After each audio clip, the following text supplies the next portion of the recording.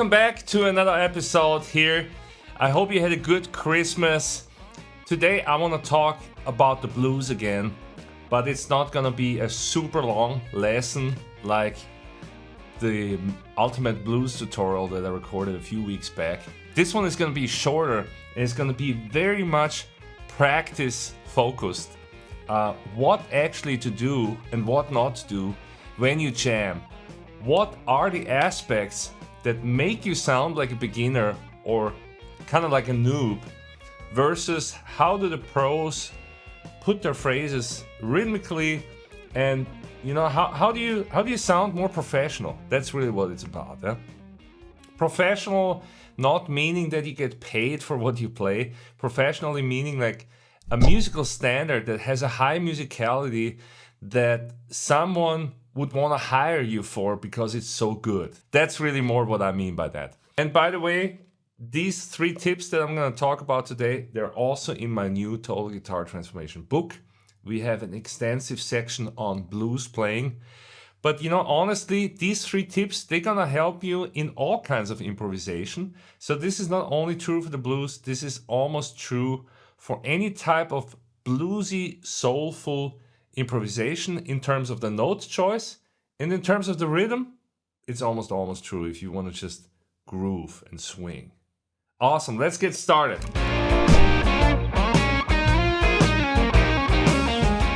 All right, so huge tip number 1. We first have to talk about a very common problem. The common problem is that when people improvise, they tend to be stuck on beat 1. They tend to start their phrases on beat 1 and maybe even end them on beat 1 because that's just how most of us are raised musically. We kind of raised in this kind of beat heavy, downbeat heavy kind of music. If you think of European music, I'm thinking of marches, dum dum dum dum dum dum dum dum, kind of this marching feel of the music, versus the African feel that's more on the upbeats. It's more like this, more dancing kind of style. All dancing music has a lot of upbeats. So if you want your lines more to dance, then you need to learn how to emancipate yourself from beat 1. I'm going to give you a direct side-by-side comparison that you can actually hear what I mean. I'm first going to play all phrases starting on the 1 and ending on the 1. And then I'm going to play very similar phrases, but they're not going to start on the 1 and they're not going to end on the 1. Check it out.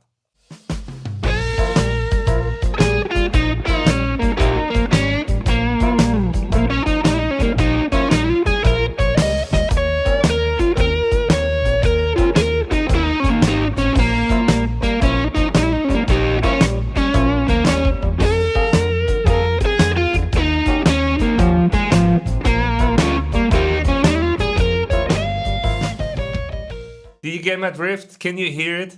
It almost gets annoying at some point, doesn't it? Now I'm going to do the same thing. I'm going to stay away from the 1. Check it out.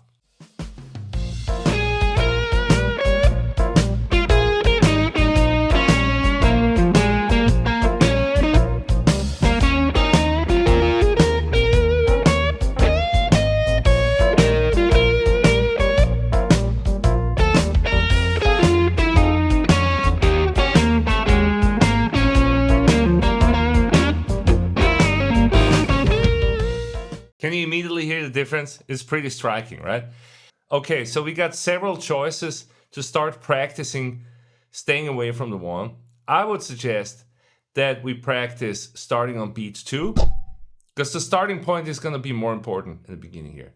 Start at beat 2 and then start on the 4 and. So basically we have 4 and 1, 2, 3, 4, 1, 2, 3, 4, 1, 2, 3, 4, 1, 2, 3, 4, 1, 2, 3, 4, 1, 2, 3, 4. You should actually do it exactly like this. Just count 1, 2, 3, 4 and try to play off the 1 on the 4 and. You'll see this is much harder than you think if you have never done this before. And then you're gonna do it on the 2. Let's do this one more time. 1, 2, 3, 4. 1, 2, 3, 4. 1, 2, 3, 4. 1, 2, 3, 4. 1, 2, 3, 4. 1, 2, 3, 4. 1. You see how it works? So immediately when you do that, it starts to sound more sophisticated. And it just starts flowing better, if you ask me, yeah? Because the 1 is like an anchor, you know? The 1 is already accented from all the instruments. The drums play maybe a cymbal hit there. There is no need for us to further accent that 1. Yeah? We want to add some pieces that are not in the music already.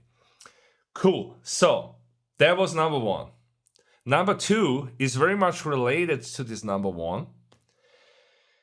Not only do we want to stay away rhythmically from the 1, but we also want to avoid hitting the root note.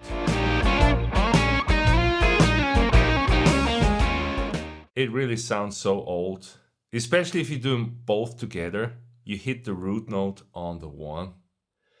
It just takes out all the momentum out of your lines. Huh? I want to convert you today in this lesson that you start hearing those kind of things in your own playing, in someone else's playing. So I'm going to do now accenting beat 1 with the root note. You'll hear what I mean.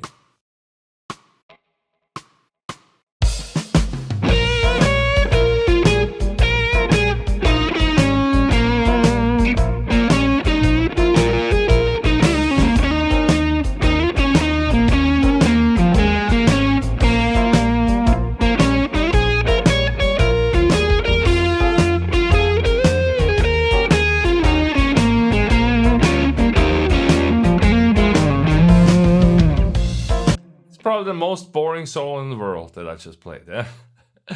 So let's do it differently. I'm gonna hit the 1, but I'm gonna hit it with a different note. Let's see what happens.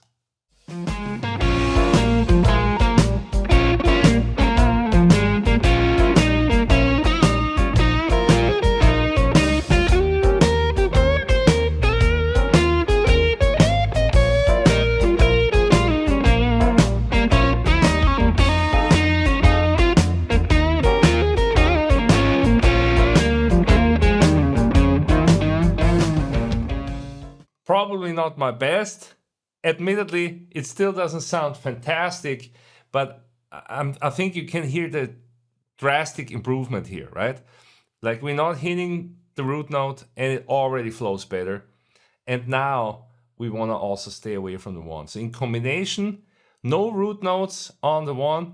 Play the root note somewhere else. You know, you can play it on beat 3 or on beat 4. That sounds great, but just not on the 1. And don't end on the 1. Got it? Let's do it one more time here.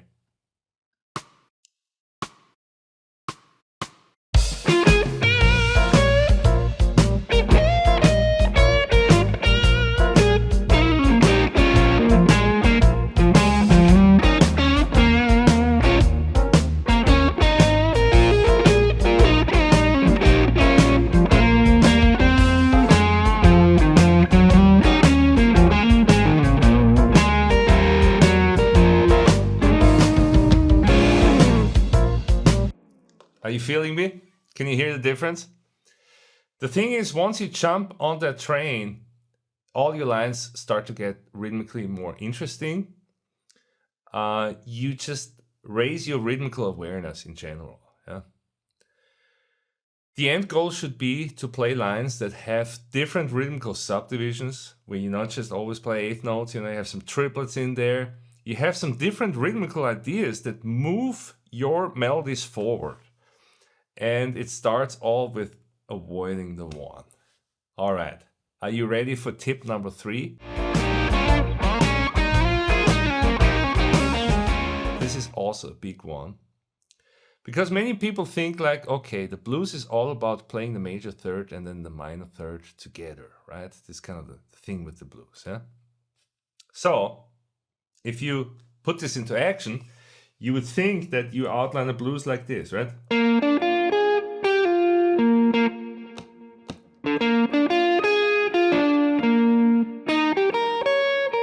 Or the 4 chord, right? So this would just be outlining the chords and playing the thirds and chord tones, right? I mean, this is what we learn. This is what we should do, right? Well, why does it sound so hokey?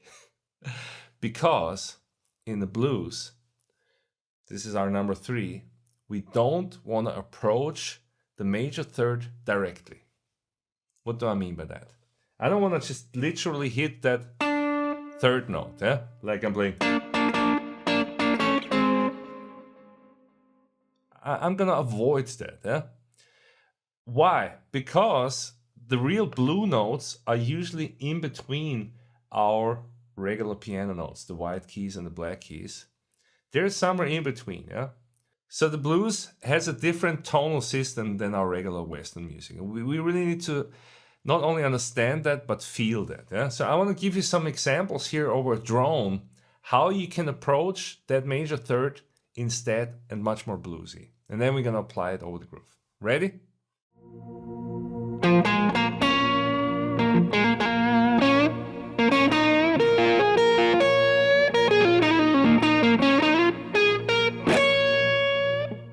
So very effective. We can bend to that major third, and we're not gonna go all the way, but we kind of stay a little lower, yeah? It's not a minor third, it's not a major third, it's somewhere in between, yeah?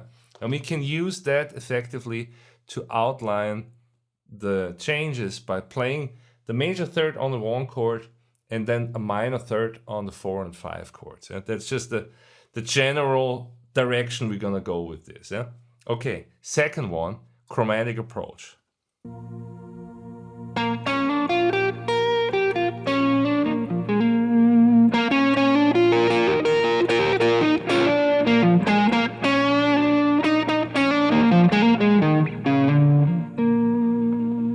Do you hear that? How that sounds immediately more bluesy? You can either do it with a hammer on or with a slide. It depends on the situation, yeah? What I would suggest is that you localize all your major thirds in the key that you're in and really make sure you know where they are and that you can approach them like this, yeah? So you got, and you got here. Can you find them all? We got one here. So, you know, you need to know your fretboard for that, right? So if you don't, then it's time to practice that. You know, those are the things that are also described in detail in the book, how to build your foundations to make them indestructible, yeah? So you gotta do your homework, yeah? All right. So now I'm gonna take those 2 tricks to approach the third, and we're gonna apply this.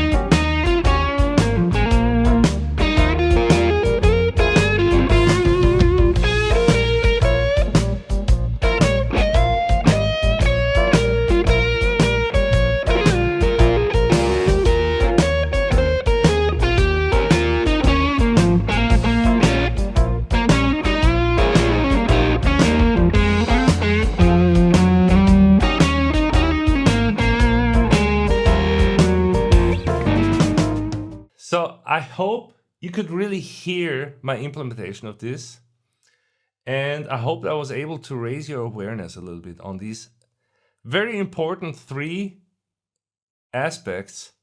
And now the next step would be for you to sit down with this backing track and explore those 3 and record yourself, because you gotta hear what you have been doing before and now what I'm doing and what you potentially could be doing, yeah?